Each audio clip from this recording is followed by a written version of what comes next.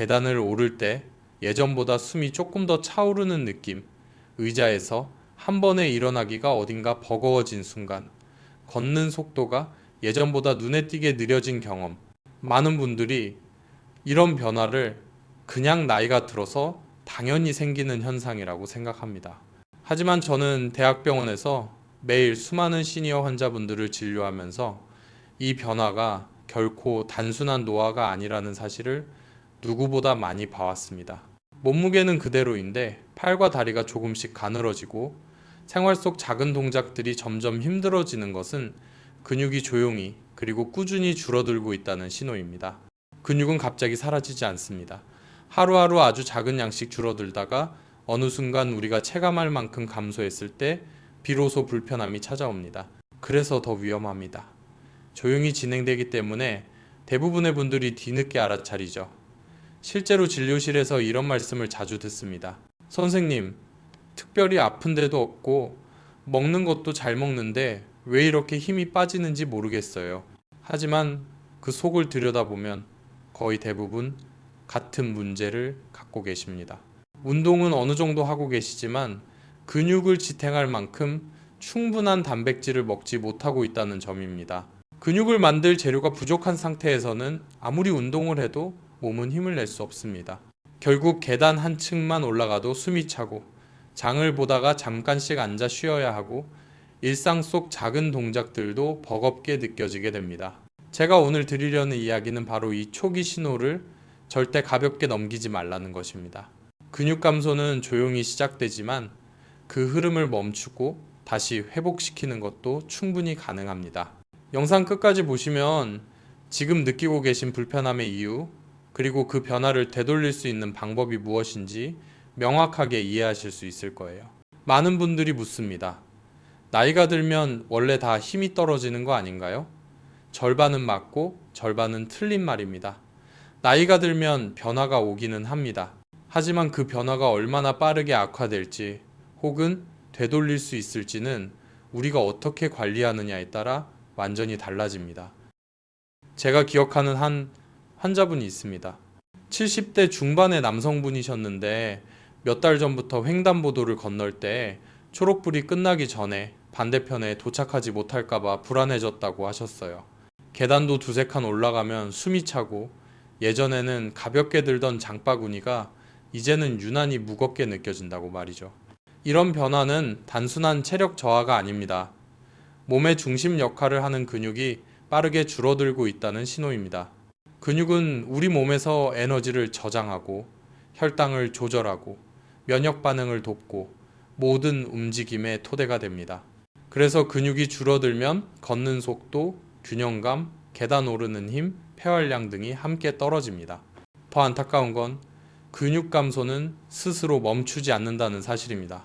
몸이 약해지면 움직임이 줄고 움직임이 줄면 근육이 더 빠르게 감소하며 다시 그 약해진 상태 때문에 활동을 더 꺼리게 됩니다. 이런 악순환이 반복되면 어느 순간 생활 전반이 무너지는 경험을 하게 됩니다. 하지만 정말 다행인 사실이 있습니다. 근육은 나이가 많아도 다시 만들어질 수 있다는 겁니다. 실제로 그 환자분은 제가 추천해드린 식단과 단백질 섭취법을 한 달간 꾸준히 실천한 뒤 완전히 달라졌습니다. 횡단보도 초록불이 끝나기 전에 도착하지 못할까 걱정했던 분이 오히려 초록불이 넉넉할 만큼 여유 있게 걸을 수 있게 되었어요. 계단도 중간에 쉬지 않고 오를 수 있게 되었고 무엇보다 표정이 밝아졌습니다. 몸은 우리가 채워주는 만큼 되돌아옵니다. 필요한 재료만 제대로 넣어주면 생각보다 훨씬 빨리 변화가 찾아옵니다. 나이가 들수록 많은 분들이 공통적으로 묻는 질문이 있습니다. 선생님, 저는 하루에 얼마나 단백질을 먹어야 하나요? 대부분은 그냥 평소 먹던 만큼이면 괜찮겠지 하고 생각하세요. 아침에 밥 한 공기, 반찬 몇 가지, 점심에 국 한 그릇, 저녁엔 입맛이 없어서 조금만 드시는 분들도 많습니다. 그런데 이런 식단으로는 절대로 근육을 지킬 수가 없습니다. 우리 몸은 나이를 먹을수록 단백질을 흡수하는 능력이 떨어집니다. 젊을 때와 똑같은 양을 먹어도 몸은 필요한 만큼 근육으로 보내지 못해요. 그래서 같은 음식을 먹어도 예전보다 더 쉽게 피곤해지고 더 빨리 힘이 떨어지고 회복이 느려지는 거죠. 제가 진료실에서 70대, 80대 환자분들께 항상 드리는 설명이 있습니다. 몸무게가 60kg인 분이라면 하루에 최소 70익에서 많게는 90지 이상의 단백질이 필요하다고요. 그러면 대부분 이렇게 놀라십니다.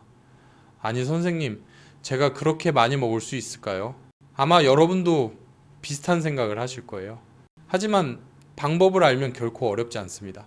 단백질을 한 번에 몰아서 먹는 것이 아니라 아침, 점심, 저녁마다 일정량씩 나눠 먹는 거죠. 예를 들어 아침에 25, 점심에 25, 저녁에 25 이렇게 하루에 3번만 충분히 챙겨 드셔도 몸은 바로 달라지기 시작합니다. 단백질을 챙긴다는 건 단순히 근육을 만드는 수준을 넘어서 몸 전체의 기능을 되살리는 일입니다. 혈당을 안정시키고 면역을 높이고 회복력을 키워주고 하루의 활력을 만드는 핵심 연료가 바로 단백질이기 때문이에요. 그래서 저는 항상 이렇게 말씀드립니다. 나이가 들수록 운동보다 더 중요한 것이 식단입니다. 아무리 운동을 열심히 해도 단백질이 부족하면 근육은 절대로 생기지 않습니다. 특히 시니어분들은 한 번에 너무 많은 양을 먹으면 오히려 위에 부담이 갈 수 있어요. 그래서 소화가 잘 되고 흡수가 쉬운 단백질원을 선택하고 꾸준히 섭취하는 것이 무엇보다 중요합니다. 하루에 단백질을 충분히 먹는 것, 이 작은 선택이 여러분의 일상을 바꾸기 시작할 거예요. 단백질이 왜 중요한지 아셨다면 이제 정말 몸에 큰 힘이 되는 음식을 하나 소개해드리고 싶습니다. 많은 분들이 평소에 흔하게 드시지만 여기에 이렇게 많은 단백질이 들어있다는 사실은 잘 모르세요.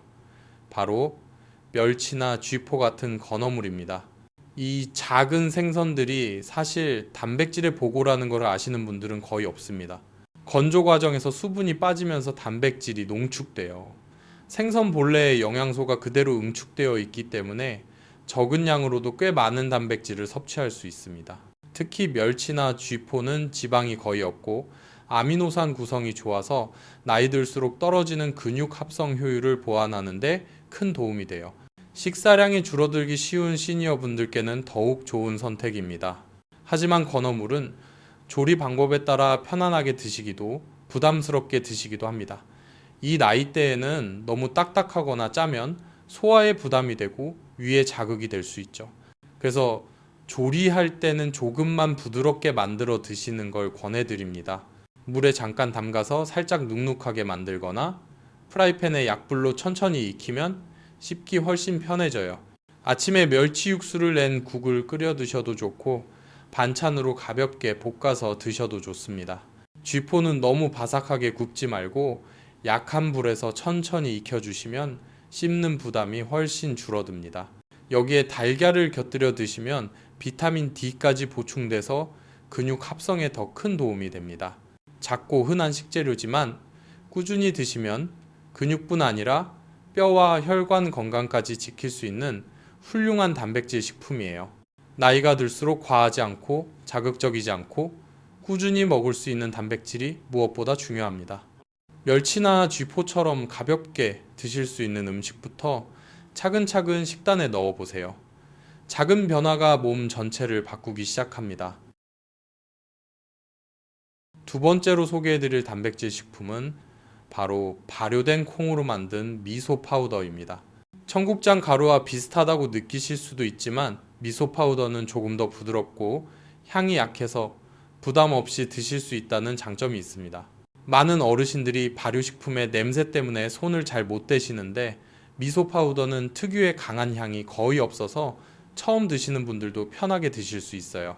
무엇보다 이 미소 파우더에는 단백질이 풍부합니다. 콩 자체가 좋은 단백질 공급원인 건 모두 알고 계시죠. 그런데 발효 과정이 더해지면 소화 흡수율이 훨씬 좋아져서 단백질뿐만 아니라 유익균이 장까지 잘 도달합니다. 나이가 들수록 장 기능이 약해지기 쉬운데 이런 발효 콩 파우더는 장 건강을 돕고 면역력을 높이는 데도 큰 역할을 합니다. 또 한 가지 좋은 점은 조리가 필요 없다는 거예요. 뜨거운 물에 풀어 간단히 미소 스프처럼 드셔도 되고 아침에 드시는 요거트 위에 톡톡 뿌려 드셔도 되고 두유나 우유에 섞어 드셔도 아주 좋습니다. 청국장처럼 끓이는 과정에서 유익균이 죽는 아쉬움도 없고 언제 어디서든 손쉽게 드실 수 있다는 것이 어르신들에게는 큰 장점이 됩니다. 발효된 콩에는 비타민 K와 칼슘도 풍부합니다. 이 두 가지 영양소는 뼈 건강과 직결돼요. 근육이 약해지면 걸음이 불안해지고, 걸음이 불안해지면 낙상 위험이 커지고 결국 골절 위험으로 이어지는 경우가 많습니다. 그래서 근육뿐 아니라 뼈 건강을 함께 챙기는 것이 반드시 필요합니다. 미소 파우더는 이 두 가지를 동시에 관리할 수 있는 훌륭한 식품이에요. 드실 때 한 가지 팁을 드리자면 가능하면 조리 마지막 단계에 넣거나 차가운 음식에 섞어 드시면 더 좋습니다. 열을 가하면 발효 과정에서 생긴 유익균이 줄어들기 때문입니다. 그리고 하루 한두 스푼이면 충분합니다.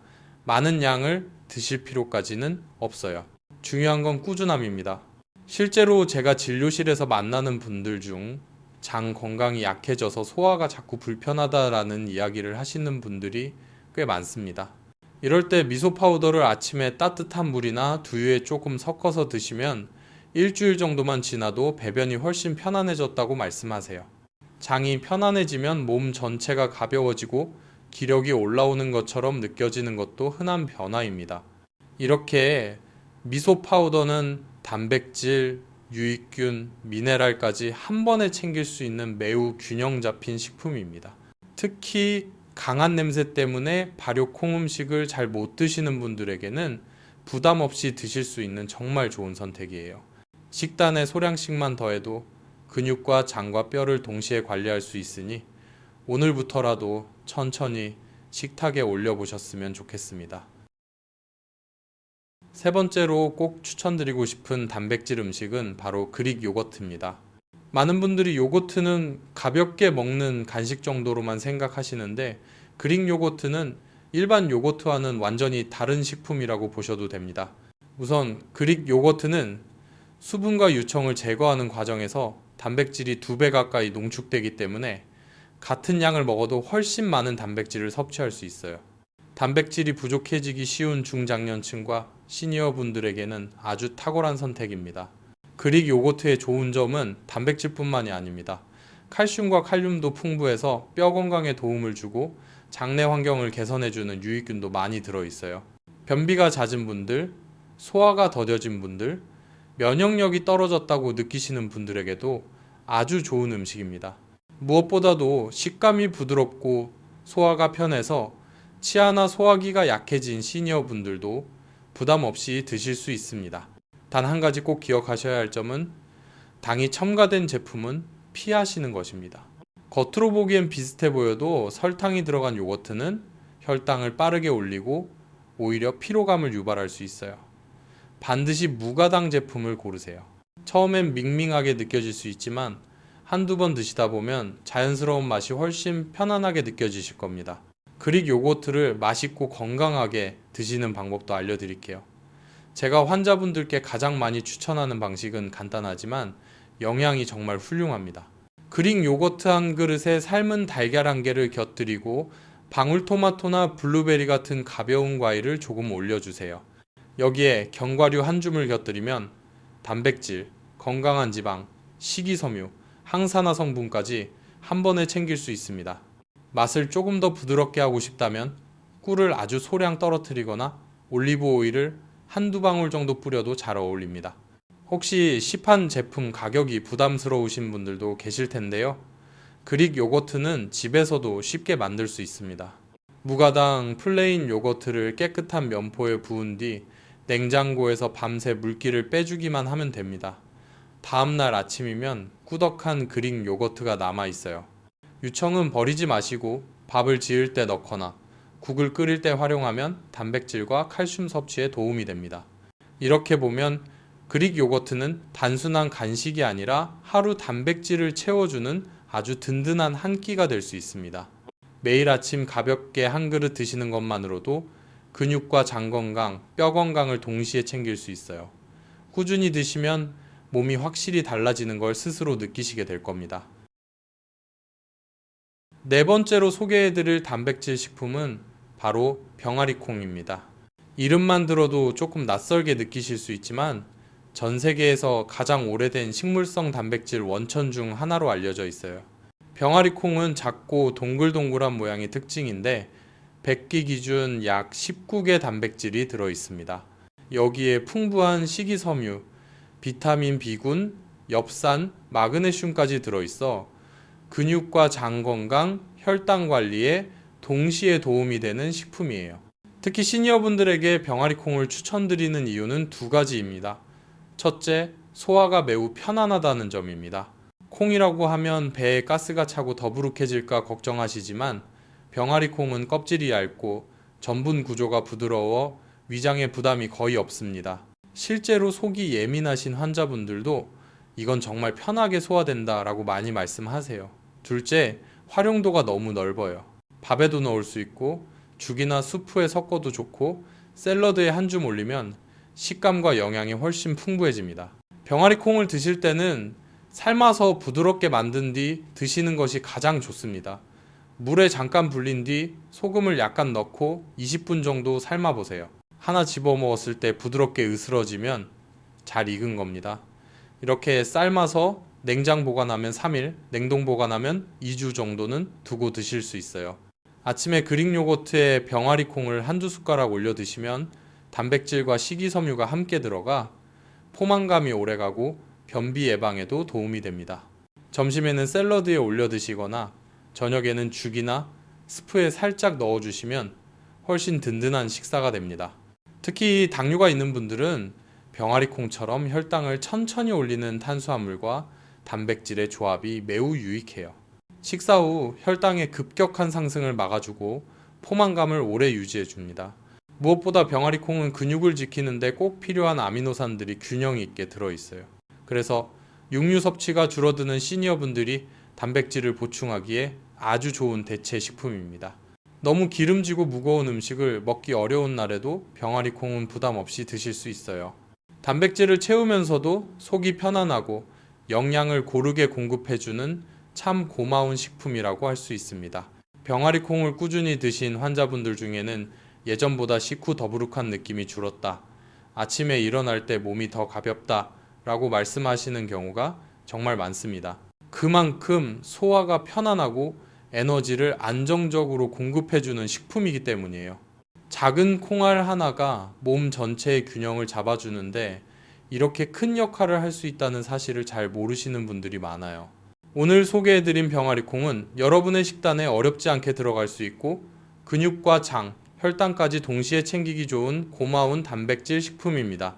식단에 병아리 콩을 자주 올려보세요. 아주 작은 한 줌이지만 하루에 활력을 크게 바꿔줄 수 있습니다. 근육을 위한 5번째 보물 음식은 많은 분들이 이미 즐겨 드시는 생선 중 하나입니다. 바로 연어와 청어입니다. 두 생선 모두 단백질이 풍부할 뿐 아니라 시니어 분들에게 특히 필요한 영양소가 가득 담겨 있어요. 대부분의 생선이 단백질 식품이라는 사실은 알고 계시겠지만 연어와 청어는 그 중에서도 조금 더 특별한 의미가 있습니다. 이유는 아주 간단합니다.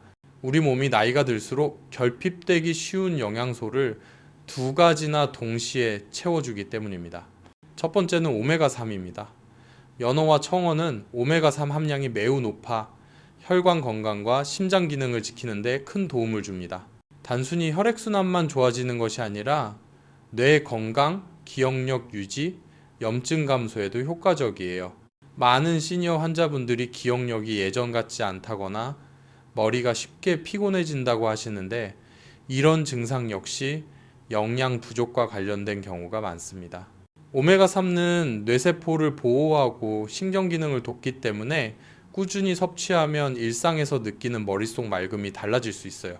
두 번째는 비타민 D입니다. 나이가 들면 비타민 D가 급격하게 부족해집니다. 햇빛을 받는 시간이 줄어들고 음식으로 섭취하는 양도 충분하지 않기 때문이에요.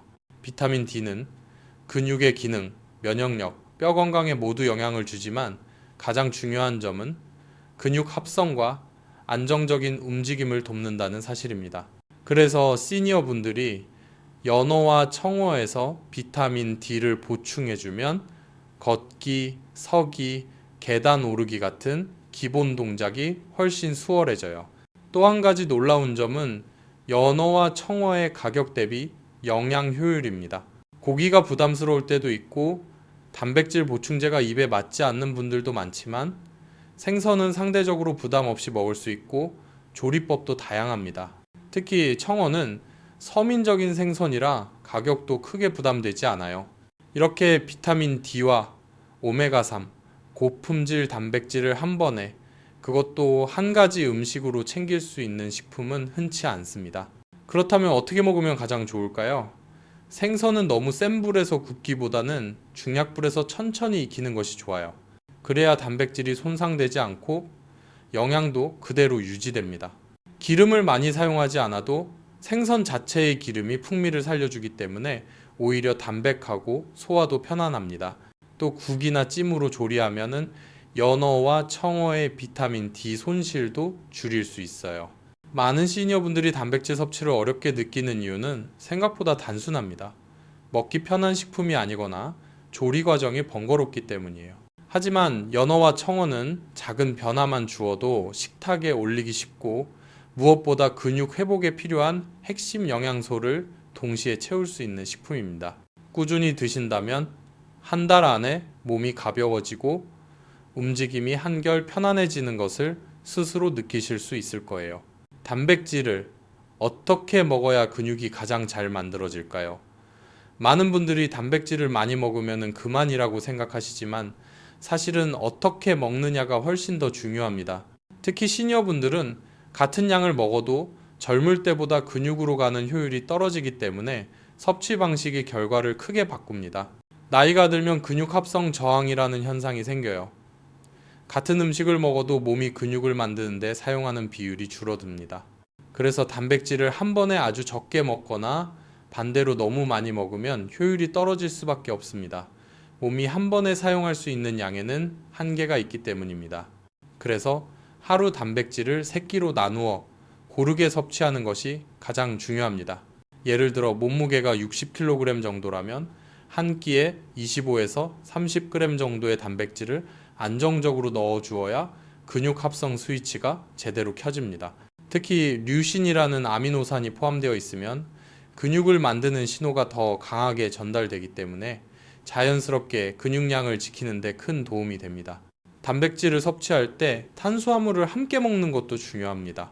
활동 후나 식사 시간에 단백질과 함께 현미밥이나 고구마 같은 탄수화물을 곁들이면 인슐린 분비가 촉진되어 아미노산이 근육으로 더 잘 이동합니다. 단백질만 따로 많이 먹는 것보다 훨씬 높은 흡수율을 기대할 수 있습니다. 조리 방법도 무시할 수 없습니다.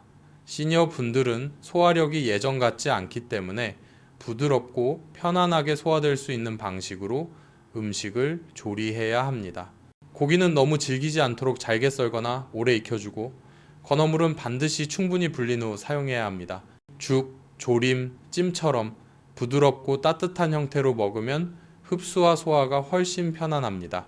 또 하나 중요한 점은 단백질 섭취 타이밍입니다.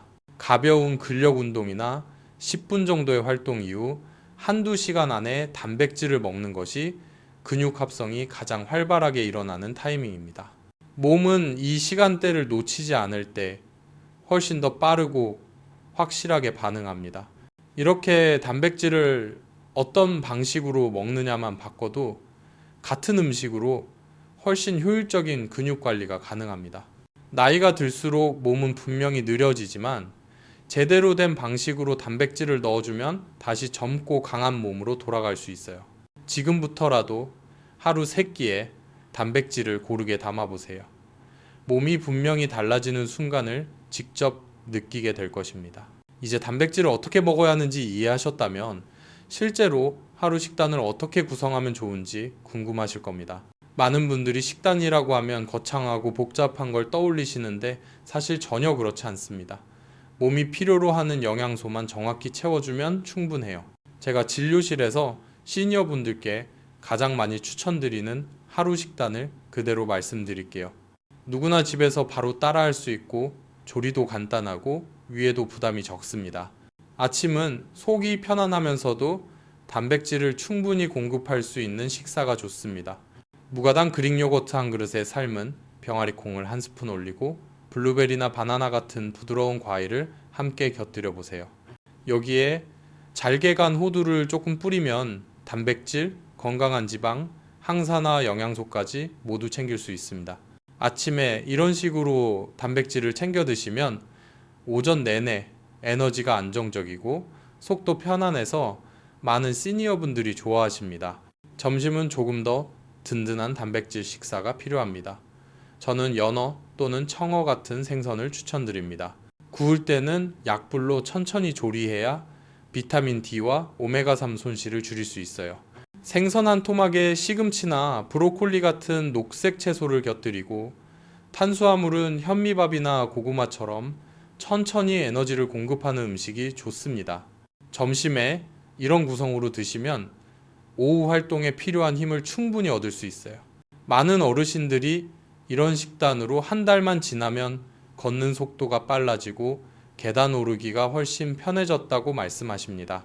저녁은 과하게 무겁지 않으면서 단백질과 미네랄을 보충해 줄 수 있는 식사가 좋습니다. 미숫가루를 이용해 부드러운 된장국처럼 국물을 만들어 보세요. 여기에 약간의 야채와 두부를 넣어 드시면 소화도 잘 되고 속이 따뜻해집니다. 반찬으로는 아침에 준비해둔 멸치나 황태채를 살짝 불려 부드럽게 만든 후 가볍게 양념에 곁들이면 단백질과 칼슘을 동시에 보충할 수 있습니다. 저녁에는 과식을 피하고 몸이 편안해지는 방향으로 구성하는 것이 중요합니다. 이렇게 하루 3끼를 구성하면은 자연스럽게 단백질 약 80개에서 90긱을 채울 수 있습니다. 너무 복잡할 필요도 없고 특별한 식재료가 필요한 것도 아닙니다. 단지 몸이 필요로 하는 것을 정확히 채워주는 것, 그것만으로도 한 달 뒤 여러분의 걸음걸이가 달라지고 계단을 오르는 힘이 달라지고 아침에 눈을 떴을 때 느껴지는 몸의 가벼움이 달라질 것입니다. 나이가 들수록 참 많은 것들이 예전 같지 않다고 느껴집니다. 예전에는 아무렇지도 않게 하던 일들이 이제는 한 번 더 숨을 고르게 만들고 가벼운 산책에서도 다리가 조금씩 무거워지는 순간이 찾아오죠. 그렇다고 해서 반드시 무거운 운동을 하거나 힘든 식단을 지켜야만 건강을 되찾을 수 있는 건 아닙니다. 오히려 시니어분들일수록 무리하지 않으면서도 꾸준히 할 수 있는 방법이 훨씬 더 중요합니다. 제가 진료실에서 만나는 많은 시니어 환자분들께 가장 먼저 드리는 말은 아주 단순합니다. 몸은 생각보다 훨씬 적은 변화에도 금방 반응한다는 사실입니다. 단백질을 조금 더 챙겨 먹는 것, 가벼운 움직임을 하루에 몇 분이라도 늘리는 것, 그리고 충분히 휴식을 취하는 것. 이 3가지만 지켜도 몸은 다시 힘을 되찾을 준비를 합니다. 운동이라고 해서 부담스러워할 필요도 없습니다. 하루에 10분에서 15분 정도만 걸어도 근육은 자극을 받고 혈액순환이 활발해지면서 활력이 돌아옵니다. 걷기가 어렵다면 집안에서 의자에서 일어섰다 앉는 동작을 천천히 5번에서 10번만 반복해 보세요. 이 작은 동작 하나가 허벅지 근육을 견고하게 만들고 넘어짐을 예방하는 데 큰 힘이 됩니다. 많은 어르신들이 이 간단한 동작을 꾸준히 따라 하시면서 계단 오르기가 훨씬 쉬워졌다라고 말씀하세요. 또 한 가지 중요한 점은 자신에게 너무 엄격할 필요가 없다는 겁니다. 하루 쉬었다고 해서 금방 몸이 나빠지는 것도 아니고 하루 실패했다고 해서 다시 시작하지 못하는 것도 아닙니다. 중요한 건 완벽함이 아니라 지속입니다. 어제보다 단백질을 한 숟가락이라도 더 먹고 오늘은 5분이라도 더 걸었다면 그 자체로 충분히 잘하고 계신 거예요. 그리고 무엇보다 스스로를 자책하지 않으셨으면 합니다. 나이가 들어서 어쩔 수 없다는 마음은 몸을 더 약하게 만들고 작은 변화의 기회를 스스로 놓치게 만듭니다. 우리 몸은 생각보다 훨씬 더 강하고 회복하려는 힘을 가지고 있습니다. 지금부터라도 제대로 된 영양을 채우고 몸이 원하는 만큼만 움직여준다면 한 달 후, 2달 후에는 지금과는 전혀 다른 활력을 느끼게 될 겁니다. 제가 매일 진료실에서 목격하는 건 나이의 문제가 아니라 관리의 문제라는 사실입니다. 어떤 분은 70대에도 계단을 가볍게 오르고 어떤 분은 60대에도 숨이 가쁘다고 하세요. 그 차이를 만든 건 복잡한 운동도 비싼 영양제도 아니었습니다. 단지 단백질을 꾸준히 먹는 식사 습관과 매일 조금씩 움직이는 생활 습관이었어요. 여러분도 할 수 있습니다. 지금 들고 계신 이 변화의 씨앗을 놓치지 마세요. 오늘 단백질 한 끼만 챙겨도 몸은 달라집니다. 오늘 10분만 걸어도 내일은 더 가벼운 걸음을 만들 수 있습니다. 이 작은 선택들이 모여서 여러분의 일상을 완전히 바꾸게 될 거예요. 동행 라디오는 언제나 여러분의 건강한 삶을 진심으로 응원합니다. 그리고 여러분의 몸은 지금도 변화할 준비가 되어 있습니다. 이제 여러분은 왜 나이가 들수록 걸음이 느려지고 계단이 힘들어지는지, 그리고 그 변화가 단순한 노화가 아니라 근육이 조용히 줄어드는 신호라는 것을 충분히 아셨을 거예요. 하지만 그보다 더 중요한 사실은 이 모든 변화를 지금부터라도 충분히 되돌릴 수 있다는 점입니다. 단백질은 단순히 근육만 만드는 영양소가 아니라 여러분의 면역력과 회복력, 일상 속 활력까지 책임지는 가장 기본적인 재료입니다. 그래서 오늘 영상을 끝까지 보신 여러분은 이제 더 이상 막연히 걱정만 하실 필요가 없습니다. 어떻게 채워야 하는지, 무엇을 먹으면 좋은지, 그리고 하루 식단을 어떻게 구성하면 되는지 모두 알고 계시니까요. 제가 진료실에서 늘 느끼는 건 변화는 결코 거창한 데서 시작되지 않는다는 점입니다. 단백질이 충분히 들어간 아침 한 끼, 조금 더 가볍게 걷는 10분의 시간, 계단 한 층을 더 오르는 작은 선택, 이 아주 작은 실천들이 쌓여 어느 날 문득 여러분의 몸을 완전히 달라지게 합니다. 한 달 전에는 힘들었던 동작이 어느 순간 쉽게 느껴지고 숨이 덜 차고 걸음이 가벼워지고 표정이 밝아지는 변화를 스스로 느끼게 되실 거예요. 오늘부터 여러분의 한 끼가 바뀌면 한 달 뒤의 몸은 반드시 달라집니다. 어제보다 오늘이 더 활기차고 오늘보다 내일이 더 건강해지는 삶. 그 시작은 결코 어렵지 않습니다. 여러분의 몸은 아직 충분히 회복할 힘이 있고 변화할 여지가 남아 있습니다. 중요한 건 지금 이 순간 바로 시작하는 마음이에요. 여러분의 가족, 부모님, 지인 중에서도 요즘 체력이 떨어지고 다리가 무겁다며 걱정하는 분들이 분명 계실 거예요. 이 영상이 그분들의 10년을 바꿀 수도 있습니다. 꼭 함께 공유해 주세요. 여러분이 보낸 영상 하나가 누군가에게는 다시 걷게 하는 힘, 다시 웃게 하는 계기가 될 수 있습니다. 지금부터 동행 라디오와 함께 근육을 지키는 생활을 시작해 보세요. 댓글에 오늘부터 실천하겠다는 여러분의 다짐을 남겨주시면 그 한 문장이 여러분의 꾸준함을 지켜주는 힘이 될 거예요. 저는 앞으로도 여러분의 건강한 일상을 위해 꼭 필요한 정보만을 가득 담아 찾아뵙겠습니다.